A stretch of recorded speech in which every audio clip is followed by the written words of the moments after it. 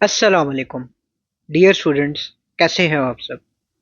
जो टॉपिक आज हम शुरू करने जा रहे हैं that is the last topic of this chapter electrochemistry, electrochemical series.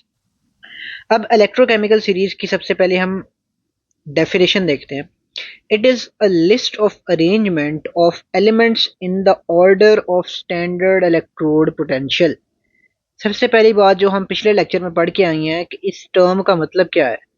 इस टर्म का मतलब है रिडक्शन पोटेंशियल। ठीक है, बात इसकी हो रही है रिडक्शन पोटेंशियल के लिहाज से बात हो रही है। List of arrangement of elements in the order of standard reduction potential. ठीक है, आयुपैक ने क्या कहा था, जब तक ऑक्सीडेशन पोटेंशियल का कुछ डायरेक्ट रेफरेंस नहीं मिलता तब तक आपने क्या कंसिडर करना है कि दैट स्टैंडर्ड रिडक्शन पोटेंशियल ही की बात हो रही है। सही है, चलो भाई। अब आपने अगर इसके वर्ड पे ही गौर किया हो, ठीक है, this word electrochemical, this is basically referring to the potential. ठीक है, द रिडक्शन पोटेंशियल। और सीरीज मतलब कलेक्शन ऑफ एलिमेंट्स। तो एक एलिमेंट्स को आपने इनलिस्ट किया इन ऑर्डर। ठीक है, एलिमेंट्स को आपने इनलिस्ट किया इन एन ऑर्डर, खास तरतीब में उनको लिखा है। और वो तरतीब क्या होगी, वो डिपेंड करेगा उनके रिडक्शन पोटेंशियल्स पर। ठीक है, तो आई होप आपको यहाँ तक बात समझ आई होगी। अब इसको थोड़ा सा हम आगे की तरफ लेकर चलते हैं, प्रोसीड करते हैं टुवर्ड्स द रिएक्टिविटी कॉन्सेप्ट्स कि इससे जुड़े रिएक्टिविटी के क्या कॉन्सेप्ट्स हैं जो आपको समझ होनी चाहिए जिन चीज़ों की। सबसे पहली बात आ जाती है इन टर्म्स ऑफ मेटल्स। मेटल्स की बात करते हैं। देखो, मेटल्स की नॉर्मल नेचर क्या होती है, इलेक्ट्रोपॉजिटिव। मेटल्स जो हैं उनकी बेसिक प्रॉपर्टी क्या है, इलेक्ट्रोपॉजिटिविटी। ठीक है, अब इलेक्ट्रोपॉजिटिविटी जो है that means loss of electrons. Electropositivity, देखो कैटायंस पे क्या चार्ज होता है, पॉजिटिव चार्ज ना। कैटायन पे क्या चार्ज होता है, पॉजिटिव चार्ज। अब इलेक्ट्रोपॉजिटिव मतलब वो इलेक्ट्रॉन्स लूज करना चाहते हैं। मेटल्स के अंदर ये खसूसियत है कि वो इलेक्ट्रॉन्स को लूज करना चाहते हैं। अब लॉस ऑफ इलेक्ट्रॉन डिटरमिन करेगा कि मेटल की रिएक्टिविटी क्या है। तो the loss of electrons is directly proportional to the reactivity. अब यहाँ पर थोड़ा सा इसको मजीद स्पेसिफाई किया जा सकता था, the tendency to lose electrons, the tendency of loss of electrons. यानी इसको लॉस ऑफ इलेक्ट्रॉन्स की जो टेंडेंसी है वो डायरेक्टली प्रोपोर्शनल होगी रिएक्टिविटी फॉर मेटल्स। ठीक है, ये सिर्फ और सिर्फ मेटल्स के लिहाज से बात हो रही है। अब देखो जो रिएक्टिविटी है, ठीक है, अब हम मेटल्स के लिहाज से, ये सारे पॉइंट्स मेटल्स के लिहाज से। अब रिडक्शन पोटेंशियल क्या होता है, खुद को रिड्यूस करने का पोटेंशियल, खुद रिड्यूस होने का पोटेंशियल। ठीक है, तो मेटल्स के अंदर तो लॉस ऑफ इलेक्ट्रॉन्स का पोटेंशियल होता है बेसिकली। जो लॉस ऑफ इलेक्ट्रॉन्स है वो डिटरमिन करता है reactivity, sorry, loss of electrons determine करते हैं रिएक्टिविटी को। तो रिडक्शन पोटेंशियल के साथ तो रिएक्टिविटी का इनवर्स रिलेशनशिप होगा। क्यों, क्योंकि reduction potential is basically the potential to gain electrons ना। तो गेन के साथ तो इसका रिएक्टिविटी का इनवर्स रिलेशन बनता है। तो रिएक्टिविटी का रिडक्शन पोटेंशियल के लिहाज से इनवर्स रिलेशन बनेगा फॉर मेटल सिनेरियो। ठीक है, और ऑक्सीडाइजिंग पोटेंशियल यानी ऑक्सीडेशन पोटेंशियल, यहाँ पर ऑक्सीडाइजिंग नहीं होना चाहिए था, ऑक्सीडेशन होना चाहिए था। ऑक्सीडेशन पोटेंशियल के लिहाज से ये डायरेक्ट रिलेशन है। क्यों, oxidation potential is basically that potential to lose electrons, potential to lose electrons. तो इसलिए ऑक्सीडेशन पोटेंशियल के ये डायरेक्ट प्रोपोर्शनल है। ठीक है, तो ये दो कॉन्सेप्ट्स आपके माइंड में बैठे। ये हम किसके लिहाज से कर रहे हैं बात, मेटल्स के लिहाज से। मेटल्स क्या होते हैं, इलेक्ट्रोपॉजिटिव होते हैं। इलेक्ट्रोपॉजिटिविटी का मतलब लॉस ऑफ इलेक्ट्रॉन्स इनके अंदर खसूसियत है। और लॉस ऑफ इलेक्ट्रॉन्स की टेंडेंसी जितनी ज्यादा होगी उतनी रिएक्टिविटी ज्यादा होगी। अब लॉस ऑफ इलेक्ट्रॉन्स को कौन सपोर्ट करता है, डायरेक्ट ऑक्सीडेशन पोटेंशियल। जितना ऑक्सीडेशन पोटेंशियल ज्यादा उतनी रिएक्टिविटी ज्यादा। और जो रिडक्शन पोटेंशियल है ये इसके अगेंस्ट है। ठीक है, ये इसके अगेंस्ट है। ये तो एबिलिटी टू गेन इलेक्ट्रॉन्स है। अगर रिडक्शन पोटेंशियल ज्यादा होगा तो एबिलिटी टू गेन इलेक्ट्रॉन्स ज्यादा होगी। लॉस ऑफ इलेक्ट्रॉन्स की तो एबिलिटी पे फर्क नहीं है, वो तो उल्टा कम हो रही है। ठीक है, तो रिएक्टिविटी कम होगी। इसलिए इनका जो रिलेशन है that is inverse, that is inverse. और ये किसकी बात कर रहे हैं, मेटल्स की बात कर रहे हैं। आगे चलते हैं भाई। आगे ये बात आती है metals having the reduction potential, standard reduction potential, sorry, less than the standard hydrogen electrode।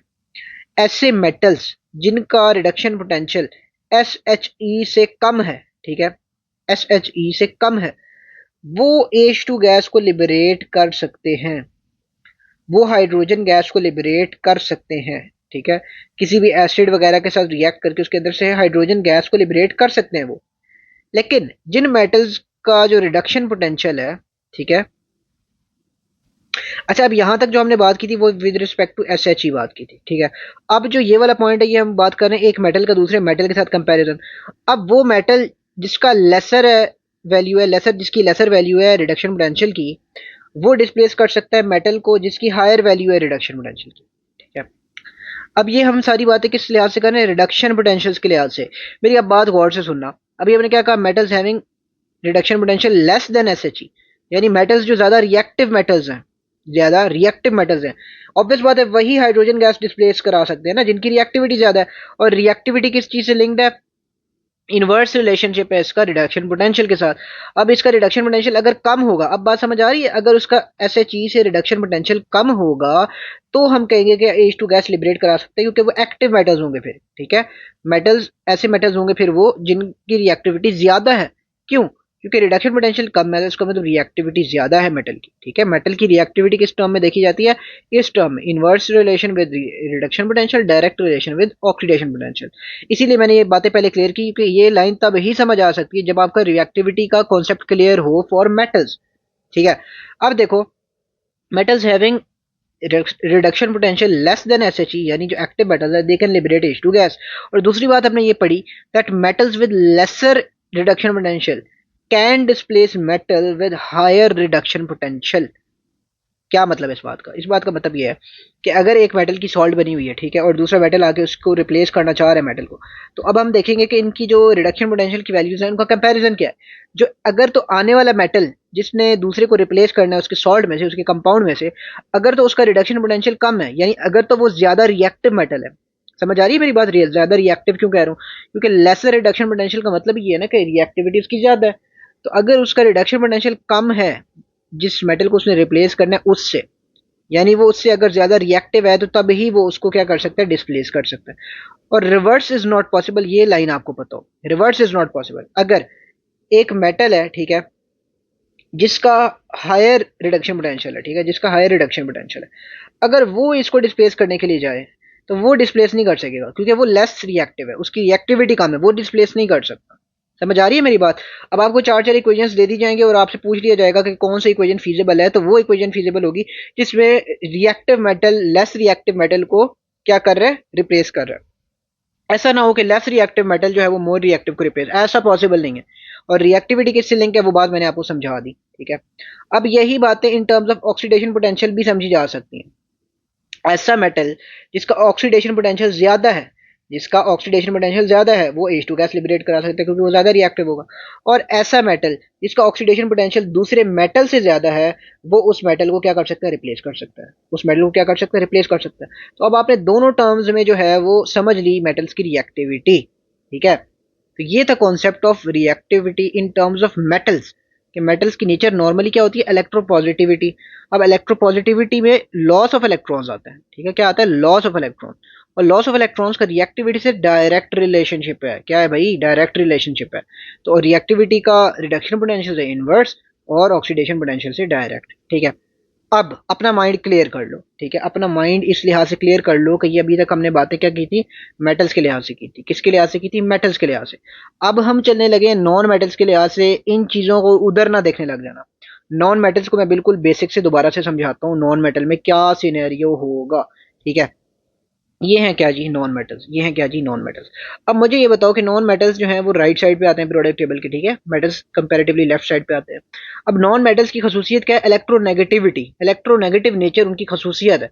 जबकि वहां पर था इलेक्ट्रोपॉजिटिविटी, मेटल्स की इलेक्ट्रोपॉजिटिविटी खसूसियत है, जहां नॉन मेटल्स की इलेक्ट्रोनेगेटिविटी खसूसियत है। इनके अंदर टेंडेंसी टू गेन इलेक्ट्रॉन्स जितनी ज्यादा होगी ना, टेंडेंसी टू गेन इलेक्ट्रॉन्स जितनी ज्यादा होगी, इनकी रिएक्टिविटी उससे लिंक्ड है। मेटल्स की रिएक्टिविटी लिंक्ड थी with the loss of electrons. ये बहुत बहुत इंपॉर्टेंट कॉन्सेप्ट है जो कोई समझाता ही नहीं है सही तरह। ठीक है, आपको पता ही नहीं चलता कि मेटल्स और नॉन मेटल्स के लिहाज से बात क्या हो रही है, बुक में डायरेक्ट लिखा होता है जी एग्जांपल्स के लिहाज से। तो आपको पहले कॉन्सेप्ट समझ आएगी तो एग्जांपल समझ आएंगे। अब देखो, गेन ऑफ इलेक्ट्रॉन्स जितना इसकी टेंडेंसी ज्यादा होगी नॉन मेटल में, उतनी नॉन मेटल की रिएक्टिविटी ज्यादा होगी। ठीक है, अब अगर आप नॉन मेटल की रिएक्टिविटी का रिडक्शन पोटेंशियल से लिंक बनाओ, तो रिडक्शन पोटेंशियल क्या होता है कि कितनी उसके अंदर इलेक्ट्रॉन्स को गेन करने का पोटेंशियल है, कितना उसके अंदर रिड्यूस होने का पोटेंशियल है। तो ऑब्वियस बात है रिडक्शन पोटेंशियल का साफ नजर आ रहा है, रिएक्टिविटी ऑफ नॉन मेटल से डायरेक्ट लिंक बन रहा है। जबकि यहां पर ऑक्सीडेशन पोटेंशियल का इनवर्स बनेगा। ठीक है, यहां पर ऑक्सीडेशन पोटेंशियल का इनवर्स बनेगा। सही हो गया, क्योंकि ऑक्सीडेशन पोटेंशियल क्या है, खुद खुद को ऑक्सीडाइज करने की एबिलिटी, इलेक्ट्रॉन्स को लूज करने की एबिलिटी। तो यहाँ तो हम नॉन मेटल्स की बात करें, नॉन मेटल्स की तो रिएक्टिविटी देखी ही in terms of gain of electrons जाती है, तो वो ऑक्सीडेशन पोटेंशियल की इनवर्स रिलेशन होगा। ठीक है। The non metal with more reduction potential, ऐसा नॉन मेटल जिसका ज्यादा रिडक्शन पोटेंशियल है, वो ज्यादा रिएक्टिव है और वो डिस्प्लेस कर सकता है ऐसे नॉन मेटल को जिसका लेसर रिडक्शन पोटेंशियल है, जिसका लेसर रिडक्शन पोटेंशियल है। अब यहाँ पर बात थोड़ी चेंज हो गई, गौर करना। ऊपर हमने कहा था कि मेटल में ये सीन है कि मेटल में कम रिडक्शन पोटेंशियल वाला है, मोर रिडक्शन पोटेंशियल वाली मेटल को रिप्लेस कर सकता है, क्योंकि उसमें रिएक्टिविटी उस टर्म्स में थी, उसमें रिएक्टिविटी का इससे इनवर्स रिलेशन था। अब रिएक्टिविटी का जो रिलेशन है that is direct relation, that is a direct relation. तो अब यहाँ पर ये सीन है कि नॉन मेटल कब ज्यादा रिएक्टिव होगा, जब उसका रिडक्शन पोटेंशियल ज्यादा होगा। तो ऐसा नॉन मेटल जो ज्यादा रिएक्टिव है, जिसका रिडक्शन पोटेंशियल ज्यादा है, वो डिस्प्लेस कर सकता है ऐसे नॉन मेटल को जिसका रिडक्शन पोटेंशियल कम है, जिसका रिडक्शन पोटेंशियल कम है। अब लिथियम जो है ना, इस हिसाब से मोस्ट रिएक्टिव मेटल बनता है। Lithium is the most reactive metal of the electrochemical series, जबकि fluorine is the most reactive non metal of the electrochemical series. Most reactive non metal of the electrochemical series, आप अपनी अपनी electrochemical series देखोगे, उसमें top पे lithium और and पे fluorine लिखा हुआ है। सही हो गया, समझ आ गई। अच्छा, मेरी बात पे बड़ा गौर करना। नॉन मेटल्स के लिहाज से ना, अब देखो, आपको वो इलेक्ट्रोकेमिकल सीरीज पूरी की पूरी याद नहीं करनी। ठीक है, पहली बात, इलेक्ट्रोकेमिकल सीरीज जिसमें मेटल्स नॉन मेटल्स कंबाइंड सारा कुछ है, वो वाली सीरीज आपने पूरी याद नहीं करनी। ठीक है, उसमें से कुछ ही बातें हैं जो करने वाली हैं। अब आप ये पूछो कि इलेक्ट्रोड पोटेंशियल किस किस के करने हैं, इलेक्ट्रोड पोटेंशियल्स किस किस के करने हैं।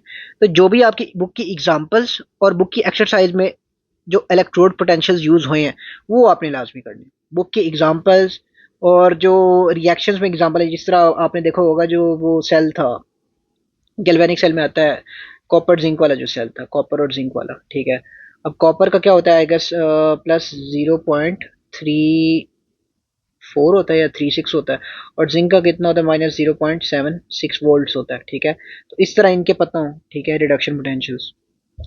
और मैंने क्या बोला, एग्जांपल्स में जो जो आए हैं और जो एक्सरसाइज न्यूमेरिकल्स में है, इन सब के रिडक्शन पोटेंशियल की वैल्यूज पता हो, क्योंकि इवन बोर्ड के पेपर्स में भी कभी कभी वो रिडक्शन पोटेंशियल की वैल्यूज दे ही नहीं रहे होते, कहते हैं डायरेक्ट फाइंड करो। ठीक है, एक्सरसाइज में कुछ ऐसे एक्सरसाइज के न्यूमेरिकल्स हैं जिनमें उन्होंने वैल्यू ही नहीं दी हुई। ठीक है, जिनमें उन्होंने वैल्यू ही नहीं दी हुई, वैल्यू भी आपने याद रखनी। तो इसलिए मैं आपको ये रिकमेंड करूंगा कि सिर्फ वो याद कर लो, और मेरा नहीं ख्याल को वो कोई इतने ज्यादा है। ठीक है, अब उनका डायरेक्ट एमसीक्यू में पूछे जाने का चांस है, खास तौर पे कॉपर जिंक। ठीक है, क्योंकि कॉपर जिंक का तो प्रॉपर सेल भी मौजूद है, कॉपर और जिंक के आपको अच्छे से याद हो। अब आ जाते हैं जी नॉन मेटल्स में। नॉन मेटल्स में एक पॉइंट है ये वाला, हेलोजन गैसेस। हेलोजन गैसेस जो है ना, हेलोजन गैसेस, उनमें सिनेरियो ये है कि जो फ्लोरीन है वो सबसे ज्यादा उसके अंदर ऑक्सीडाइजिंग पावर है, देन क्लोरीन, देन ब्रोमीन और देन आयोडीन। ठीक है, फ्लोरीन क्लोरीन को भी रिप्लेस कर सकता है, फ्लोरीन ब्रोमीन को भी रिप्लेस कर सकता है, फ्लोरीन आयोडीन को भी रिप्लेस कर सकता है फ्रॉम इट्स हाइड्रोजन हेलाइड्स। ठीक है, अगर मैं आपको समझाऊं ना, अगर देखो फ्लोरीन जो है ना, वो जब किसी के भी हाइड्रोजन हेलाइड से रिएक्ट करेगा, फ्लोरीन क्या करेगा, एच एफ बना देगा और प्लस X2 को लिबरेट करा देगा, यहाँ पे 2HX होगा। ठीक है, अब X can be chlorine, X can be bromine, X can be iodine. Fluorine इन तीनों को रिप्लेस कर सकता है फ्रॉम इट्स हाइड्रोजन हेलाइड्स, क्योंकि फ्लोरीन की ऑक्सीडाइजिंग पावर ज्यादा है। फ्लोरीन की जो ऑक्सीडाइजिंग पावर है वो ज्यादा है। खुद तो फ्लोरीन की रिड्यूस होने की पावर ज्यादा है, मतलब अपना उसका रिडक्शन पोटेंशियल सबसे ज्यादा है। ठीक है, फ्लोरीन का रिडक्शन पोटेंशियल सबसे ज्यादा है। टॉप टू बॉटम आप जा रहे हो ना हेलोजेंस में, तो उनका रिडक्शन पोटेंशियल कम होते जा रहे हैं। तो जिसका रिडक्शन पोटेंशियल ज्यादा हो, यानी खुद को रिड्यूस करने की एबिलिटी ज्यादा हो, उसकी ऑक्सीडाइजिंग पावर ज्यादा होती है ना। गौर करना इस बात पे, खुद को रिड्यूस अच्छा करना मींस कि किसी और को ऑक्सीडाइज अच्छा कर रहा है, यानी वो अच्छा ऑक्सीडाइजिंग एजेंट है, अच्छा ऑक्सीडाइजिंग एजेंट है। ठीक है, तो फ्लोरीन जो है वो हेलोजेंस में से अपने से नीचे वाले तीनों को रिप्लेस कर सकता है, जबकि जो क्लोरीन है वो सिर्फ ब्रोमीन और आयोडीन को कर सकता है, ब्रोमीन सिर्फ आयोडीन को कर सकता है, और आयोडीन किसी को भी नहीं कर सकता। ठीक है, तो ये एक इंपॉर्टेंट कॉन्सेप्ट है जो आपको इस लिहाज से पता हो। इस तरह के एमसीक्यूज आ जाते हैं। अब हम चलने लगे मेन चीज की तरफ, जो चीज आपने याद भी करनी है। ठीक है, that is the reactivity series of metals. Very very important topic, इसमें से ज्यादा चांस है कि एमसीक्यूज पिक किए जाएं। ठीक है, अच्छा, सबसे पहले तो हम समझ लेते हैं इसकी डेफिनेशन क्या है। रिएक्टिविटी सीरीज ऑफ मेटल्स की क्या डेफिनेशन है, जिस तरह हमने इलेक्ट्रोकेमिकल सीरीज की पढ़ी, उसी तरह ये भी एक ऑर्डरिंग सिस्टम है। This is a type of ordering system of metals. लेकिन यहां पर ये सिनेरियो है दैट नॉन मेटल्स नहीं आएंगे, नॉन मेटल्स को बिल्कुल आपने इन्वॉल्व नहीं करना। यहां पर सिर्फ और सिर्फ जो है वो मेटल ही इन्वॉल्व होंगे। अब it is a type of ordering system of metals in a way that their reactivity increases from top to bottom. अब मेरी बात पे गौर करना, रिएक्टिविटी इंक्रीजेस, सॉरी यहाँ पर लिखना था रिएक्टिविटी डिक्रीजेस, इंक्रीज नहीं होती डिक्रीज होती, क्योंकि टॉप टू बॉटम आप जा रहे हो ना, टॉप टू बॉटम क्या हो रहा है, रिडक्शन पोटेंशियल जो है ना, रिडक्शन पोटेंशियल की वैल्यूज वो इंक्रीज कर रही हैं, और रिडक्शन पोटेंशियल जो है वो इन्वर्स रिलेशन होता है with the reactivity of metals, ठीक है, रिएक्टिविटी ऑफ मेटल्स के साथ इसका इन्वर्स रिलेशन है रिडक्शन पोटेंशियल का। तो टॉप टू बॉटम जो है वो रिडक्शन पोटेंशियल बढ़ रहा है, तो रिएक्टिविटी क्या हो रही है, मेटल्स की डिक्रीज हो रही है फ्रॉम टॉप टू बॉटम। सही है, चलो अब सीरीज की तरफ चलते हैं। अब इनके आपने निमोनिक बना लेने हैं और उसको याद कर लेना, ठीक है, क्योंकि मैं देखें पहले मैंने बड़ा सोचा था निमोनिक बनाएं इसका और निमोनिक भी आपको प्रोवाइड करें, लेकिन पता है मसला क्या होता है, मसला ये होता है कि हर बच्चे ने ना डिफरेंट जगहों से निमोनिक ऑलरेडी लर्न किया होता है और फिर वो कंफ्यूज हो जाते हैं कि कहाँ का निमोनिक करें कहाँ का ना करें, और इसका कोई बहुत आसान निमोनिक है भी नहीं, ठीक है, इसका बहुत आसान कोई निमोनिक सिंपल इतना सिंपल हो के बंदा कहे कि बस मैं तो ये रट गया, नहीं इस तरह नहीं हो सकता, थोड़ा सा इसमें टफ होता है, ठीक है, क्योंकि आपने सारी सीरीज को जो है वो याद रखना होता है। तो मैं आपको इसका थोड़ा सी शॉर्टकट्स भी बताऊंगा कि इनमें से किस तरह एमसीक्यूज को टैकल करना है वैसे तो अब ये देखो ये क्या है जी, रिएक्टिविटी सीरीज ऑफ मेटल्स है। अब टॉप टू बॉटम क्या हो रहा है, टॉप टू बॉटम आप जा रहे हो ना, तो ई नॉट रिडक्शन यानी स्टैंडर्ड रिडक्शन पोटेंशियल क्या हो रहा है, इंक्रीज हो रहा है, स्टैंडर्ड रिडक्शन पोटेंशियल क्या हो रहा है, इंक्रीज हो रहा है, ठीक है, यानी हर ऊपर वाला मेटल तो नीचे वाले मेटल को रिप्लेस कर सकता है, क्योंकि उसका रिडक्शन पोटेंशियल कम होगा, वो ज्यादा रिएक्टिव होगा, हर ऊपर वाला मेटल नीचे वाले मेटल को रिप्लेस कर सकता है, लेकिन नीचे वाला मेटल ऊपर वाले मेटल को रिप्लेस नहीं कर सकता, लेकिन नीचे वाला मेटल ऊपर वाले मेटल को रिप्लेस नहीं कर सकता, ऊपर वाला मेटल नीचे वाले मेटल को रिप्लेस कर सकता है, क्यों, क्योंकि उसका रिडक्शन पोटेंशियल कम है ऊपर वाले का और वो ज्यादा रिएक्टिव मेटल है, ठीक है, तो ये बात समझ आ रही है, जो मोर रिएक्टिव स्पीशी होती है ना वो लेस रिएक्टिव स्पीशी को रिप्लेस कर सकती है। अब reactivity was different for the case of metals and reactivity was different for the case of non-metal, लेकिन जो रूल दोनों में कॉमन है वो ये है that more reactive species replaces the less reactive species। अब नॉन मेटल्स में रिएक्टिविटी का क्राइटेरिया और था, मेटल्स में रिएक्टिविटी का क्राइटेरिया और है, ठीक है, चलो ये हो गया। अब ये जो पहला ग्रुप है lithium potassium barium strontium calcium और सोडियम, अब इस पूरे ग्रुप को हम लोग as a single group classify करते हैं, ठीक है, ये एक ग्रुप है एलिमेंट्स का, इस रिएक्टिविटी सीरीज ऑफ मेटल्स में ये ग्रुप है, इसकी ये कुछ कॉमन प्रॉपर्टीज हैं, कॉमन प्रॉपर्टीज है। पहली बात वेरी एक्टिव, क्योंकि सबसे ऊपर जो आ रहे हैं ऑब्वियस बात है तो सबसे ज्यादा रिएक्टिव यही होंगे। Can react with even cold water, अच्छा इसका क्या कॉन्सेप्ट है, कभी कहीं लिखा होता है कोल्ड वाटर के साथ भी रिएक्ट कर सकते हैं, भाई देखो अगर चीज को वार्म करो ना, आप टेम्परेचर हाई करो तो रिएक्टिविटी जो है ना वो बढ़ती है, ठीक है, रिएक्शन आसान हो जाता है, लेकिन अगर कोई चीज कोल्ड वाटर से भी रिएक्ट कर रही है, ठीक है, ठंडे पानी से भी रिएक्ट कर रही है, इसका मतलब तो वो चीज बहुत ही ज्यादा रिएक्टिव है, तो भाई ठंडे पानी तक से रिएक्ट कर गई, ठीक है, इतने को आपने हीट दी भी नहीं थी फिर भी उसने रिएक्शन कर लिया, तो ये इसकी बात होती है, ये रिएक्टिविटी को दिखाने का तरीका होता है कि दैट इवन ये कोल्ड वाटर से भी रिएक्ट कर रहा है, ठीक है, ये सारे मेटल।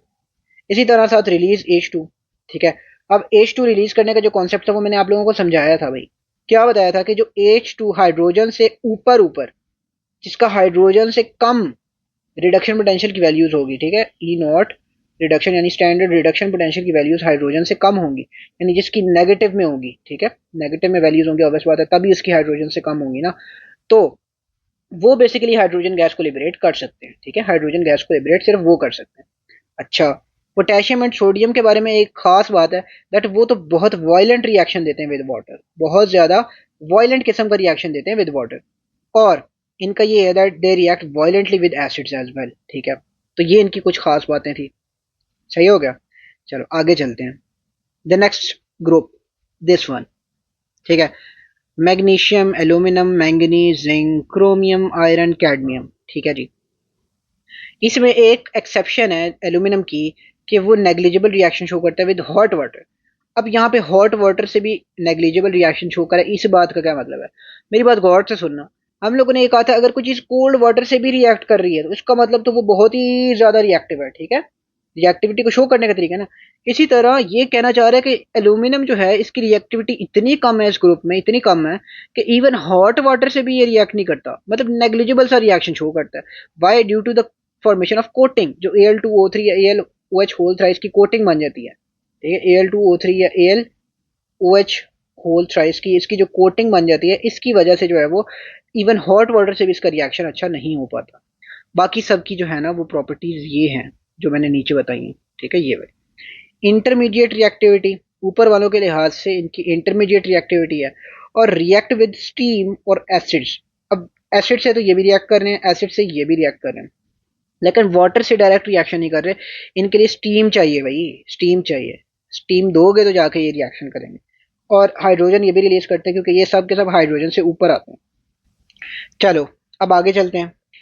कोबाल्ट, निकल, टिन, लेड एंड हाइड्रोजन। अब देखो हाइड्रोजन आ गया, क्या आ गया जी, हाइड्रोजन आ गया। अब हाइड्रोजन से ऊपर ऊपर वाले ये मेटल्स रह गए, कोबाल्ट, निकल, टिन, लेड। इनकी मॉडरेट रिएक्टिविटी होती है, रिएक्ट स्लोली विद एसिड, यानी एसिड में HCl जो है उससे भी स्लोली रिएक्ट करते हैं।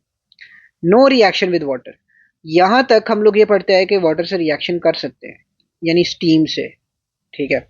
यहाँ पर तो इवन कोल्ड वाटर से भी हो जाता था।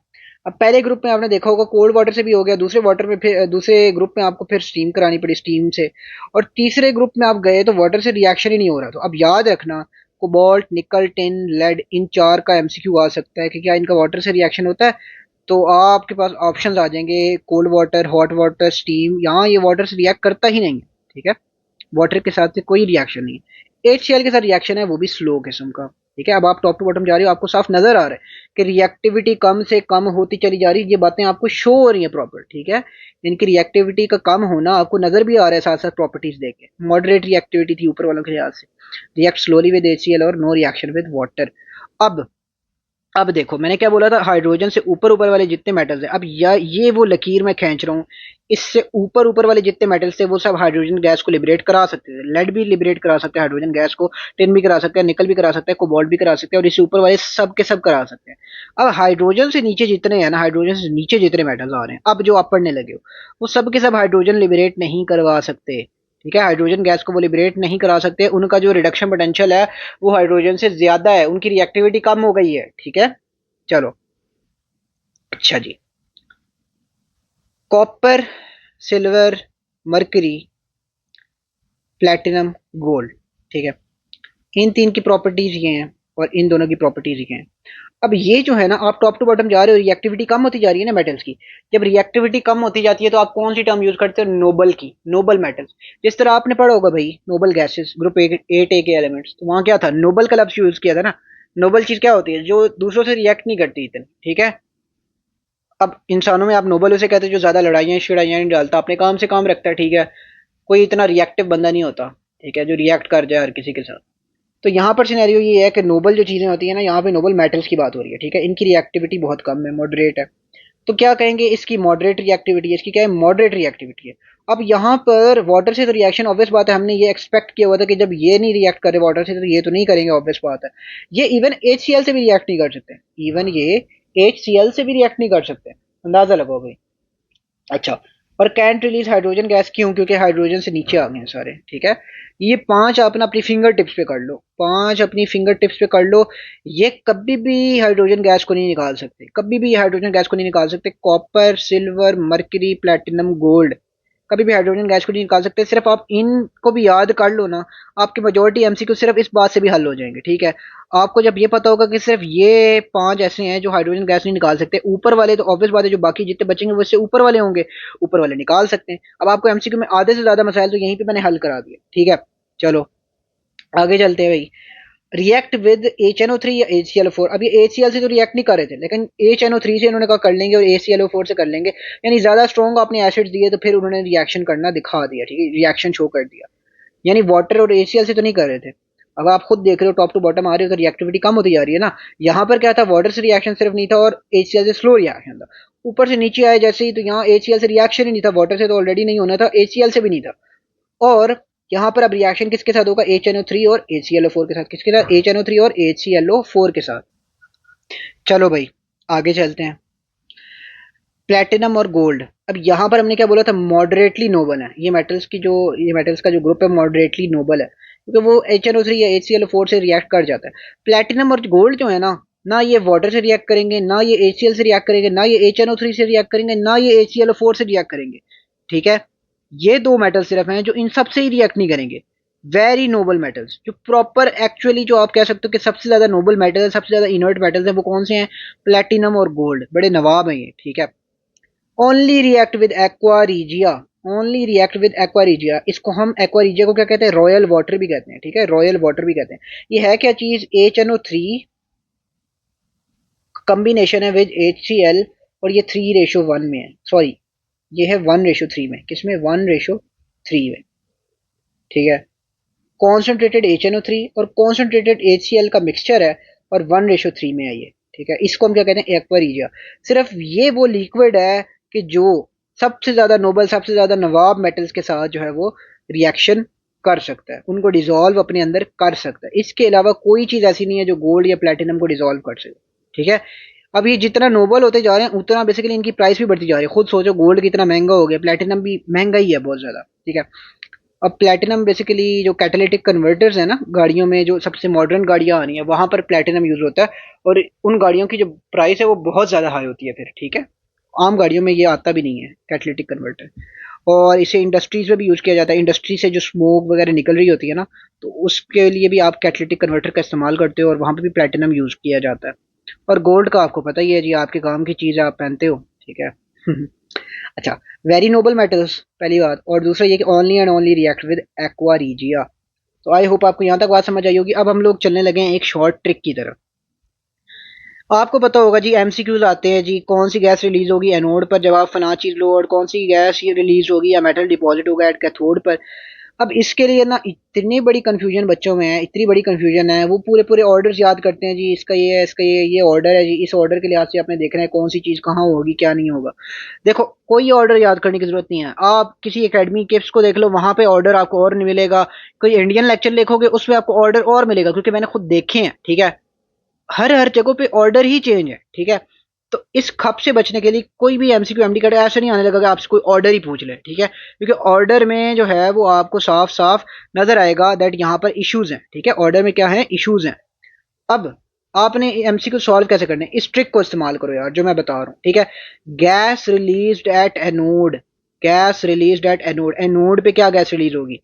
इसके लिए सिंपल है, अगर जो आपको कंपाउंड दिया है उसके अंदर हेलोजन है, तो हेलोजन गैस रिलीज होगी, वही हेलोजन की gas release, for example NaCl है ना, NaCl, तो क्लोरीन गैस रिलीज होगी एट एनोड। सिंपल है, देखते साथ आपको पता लग गया, अगर हेलोजन है तो हेलोजन गैस रिलीज होगी, अगर हेलोजन नहीं है तो O2 गैस रिलीज होगी। सीधी सीधी बात है, कोई सोचने वाली बात नहीं। फॉर एग्जांपल आप ये कहो Na2SO4, अब यहाँ पे कोई हेलोजन नहीं था, सीधी सीधी बात है O2 गैस रिलीज होगी, कोई सोचने की जरूरत नहीं है। इतना आसान कर दिया आपका मसला। और अगर वो कह देता है सोल्यूशन इज डाइल्यूट, ठीक है, अगर वो कहता जी NaCl ही है लेकिन सोल्यूशन डाइल्यूट है, सोल्यूशन क्या है, डाइल्यूट है, तो तब भी आपने ये नहीं कर देना, तब आपने ये रूल नहीं लगाना, डाइल्यूट के लिए अलग रूल है कि O2 गैस रिलीज होगी, ठीक है। अगर सोल्यूशन डाइल्यूट हो जाता है तो चाहे उसमें हेलोजन है चाहे नहीं है, तो O2 गैस ही रिलीज होगा, ठीक है। इवन अगर हेलोजन हो और सोल्यूशन डाइल्यूट हो तो फिर हमेशा O2 ही रिलीज होगा, ठीक है। डाइल्यूट का वर्ड आपने O2 के साथ एसोसिएटेड रखना है, और ये याद रखना एनोड की बातें कर रहे हैं हम अभी। हेलोजन है और अगर सोल्यूशन डाइल्यूट नहीं है अभी, तो फिर आप क्या कहोगे, हेलोजन गैस रिलीज होगी। उसके अलावा वाले जो दो केसेस हैं, हेलोजन ना हो तब भी O2 गैस रिलीज होगी, और चाहे हेलोजन हो ना हो, अगर सोल्यूशन डाइल्यूट है तो फिर O2 गैस ही रिलीज होगी, सही है। अब चलते हैं नेक्स्ट बात की तरफ, दैट इज गैस रिलीज या metal deposited at cathode. Cathode पे क्या सीन होगा, देखो, गैस तो कैथोड पे सिर्फ एक ही रिलीज हो सकती है, वो कौन सी है, हाइड्रोजन गैस। हाइड्रोजन गैस के अलावा कोई गैस कैथोड पे रिलीज नहीं होती, कैथोड पे नॉर्मली मेटल डिपॉजिट होता है। अब देखो, अगर तो मोल्टन आयनिक कंपाउंड है, उसने लिख दिया कि मोल्टन आयनिक कंपाउंड का केस है, फॉर एग्जांपल वो कह देता है मोल्टन NaCl है, तो आप क्या कहोगे, सेम मेटल डिपॉजिट, जो उस आयनिक कंपाउंड के अंदर मेटल है, कैटाइन है, वही मेटल डिपॉजिट हो जाएगा कैथोड पे। फॉर एग्जांपल मोल्टन NaCl वो बोल देते हैं ना, तो आप कहोगे सोडियम मेटल डिपॉजिट हुआ, ठीक है। अगर वो कहे मोल्टन मैग्नीशियम क्लोराइड है, तो आप कहोगे मैग्नीशियम मेटल डिपॉजिट हुआ, सही है, बात ही खत्म। और अगर वो कहता है कि एक्वस आयनिक कंपाउंड का केस है, अगर वो कहता है कि एक्वस आयनिक कंपाउंड का केस है, फिर आप दो चीजें देखोगे, क्या वो मेटल हाइड्रोजन से ऊपर है, अगर वो हाइड्रोजन से ऊपर है इलेक्ट्रोकेमिकल सीरीज में, यानी रिएक्टिविटी सीरीज ऑफ मेटल्स में, यानी उसका रिडक्शन पोटेंशियल जो है वो अगर कम है, वो ज्यादा रिएक्टिव मेटल है, तो फिर हाइड्रोजन गैस को वो रिलीज करवा देगा, फिर वो हाइड्रोजन गैस को रिलीज करवा देगा। अगर मेटल बिलो है हाइड्रोजन के, अगर वो मेटल बिलो है हाइड्रोजन के, यानी उसकी रिडक्शन की वैल्यू जो है, रिडक्शन पोटेंशियल की, वो पॉजिटिव में है, तो फिर आप क्या कहोगे कि वो मेटल खुद डिपॉजिट होगा, वो मेटल खुद डिपॉजिट होगा, ठीक है। अब मैं आपको एग्जांपल देता हूँ। फॉर एग्जांपल कोई आपको कॉपर के लिहाज से कहता है और कैथोड का पूछता है जी, फॉर एग्जांपल CuCl2 है जी, इसके बारे में आपसे ना, नॉर्मल है, मतलब कोई डाइल्यूट वाली बात नहीं है, नॉर्मल है। तो नॉर्मल केस में क्या होगा, अभी एनोड पे क्लोरीन गैस रिलीज हो जाएगी, और कैथोड पे क्या रिलीज होगा, अभी कैथोड पे क्या डिपॉजिट होगा, कॉपर, क्यों, कॉपर खुद क्यों डिपॉजिट हुआ, इसने हाइड्रोजन गैस क्यों नहीं लिबरेट कराई, क्योंकि वो हाइड्रोजन से नीचे आ रहा था। ठीक है, तो आपका मसला ही आसान हो गया। अगर वो यही CuCl2 डाइल्यूट दे देता, ठीक है, डाइल्यूट दे देता, तो फिर क्या होता, एनोड पर तो फिर ऑक्सीजन गैस लिबरेट होता, और कैथोड पर फिर भी कॉपर ही निकलता। ठीक है, फिर भी यहाँ पर कॉपर ही डिपॉजिट होता। सही हो गया, ये पढ़ लिया। अगर वो आपको कह देगा CuCl2 ही है, लेकिन वो मोल्टन फॉर्म में, किस फॉर्म में, मोल्टन। ठीक है, मोल्टन फॉर्म में है, यानी डाइल्यूट तो नहीं है, मोल्टन फॉर्म है, तो Cl2 ही रिलीज होता है, क्योंकि हाइड्रोजन गैस रिलीज होनी थी एनोड पर। एनोड की बात हुई Cl2, कैथोड पर क्या होगा, अगेन मेटल डिपॉजिट होगा। ठीक है, और फॉर एग्जाम्पल आपसे कोई कहे लेड क्लोराइड, ठीक है, PbCl2, ठीक है, इसमें क्या होगा, एनोड पर तो चलो Cl2 हो गया, ठीक है, कैथोड पर क्या होगा, कैथोड पर क्या होगा, तो कैथोड पर यहाँ ये होगा, हाइड्रोजन गैस रिलीज होगी। क्या रिलीज होगी, हाइड्रोजन गैस, क्योंकि हाइड्रोजन से ऊपर आता है। अगर वो आपको यहीं पर देखो, अगर वो आपको कह देता मोल्टन लेड क्लोराइड है, मोल्टन फॉर्म है, मोल्टन क्या है जी, मोल्टन, तो मोल्टन में हमेशा मोल्टन का केस लगाना है, उसमें आपने ये नहीं देखना होता कि हाइड्रोजन के ऊपर है नीचे है। मोल्टन के केस में हमेशा आप ये देखते हो कि जो मेटल है वो खुद डिपॉजिट हो जाता है, लेड ही डिपॉजिट हो जाएगा। ठीक है, लेड ही डिपॉजिट हो जाएगा।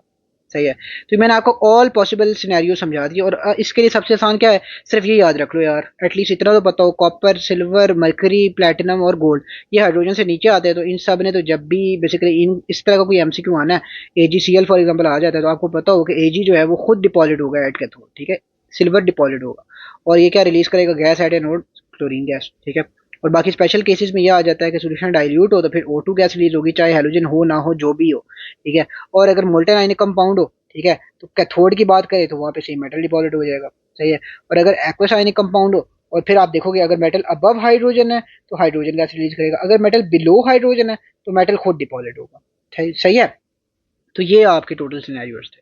तो आई होप आपको आज का लेक्चर अच्छा लगा होगा। ये था हमारा lecture upon the electrochemical series, and thank you so much for listening, and Allah Hafiz.